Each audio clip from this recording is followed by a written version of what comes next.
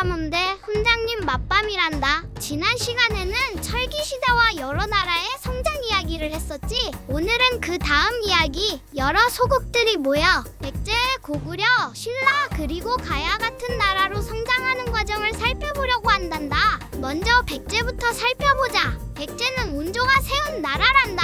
운조는 고구려를 세운 주몽의 아들이었지. 하지만 북쪽이 아니라 남쪽으로 내려와 항당, 유여, 위례성의 나라를 세웠단다. 백제는 주변의 많은 소국들을 정복하면서 점점 성장했어. 이렇게 나라가 커지면서 중요한 일을 함께 결정할 필요가 생겼단다. 그래서 귀족들이 모여 회의를 열었는데 이것이 바로 정사함 회의란다. 다음은 고구려란다. 고구려는 주몽이 세운 나라야. 압록강 유역의 졸본 지역에서 시작되었단다.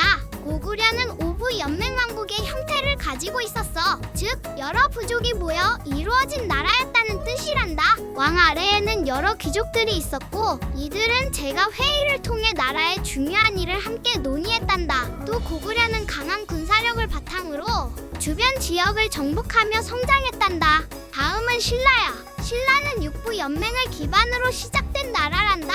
처음에는 작은 나라였지만 주변의 진한 소국들을 통합하면서 점점 성장하게 되었어. 그리고 신라는 왕의 성씨가 바뀌는 특징이 있었단다. 처음에는 박씨, 그 다음에는 석씨, 그리고 이후에는 김씨가 왕이 되었지. 이렇게 왕권이 점점 안정되어 갔단다. 또 신라에서는 귀족들이 모여 나라의 중요한 일을 논의하는 화백회의가 열렸단다. 마지막으로 가야를 살펴보자. 가야는 하나의 강한 나라가 아니라 여러 소국이 모인 연맹왕국이었단다. 가야는 변한 지역에서 시작되었고 특히 철이 풍부한 지역이었어.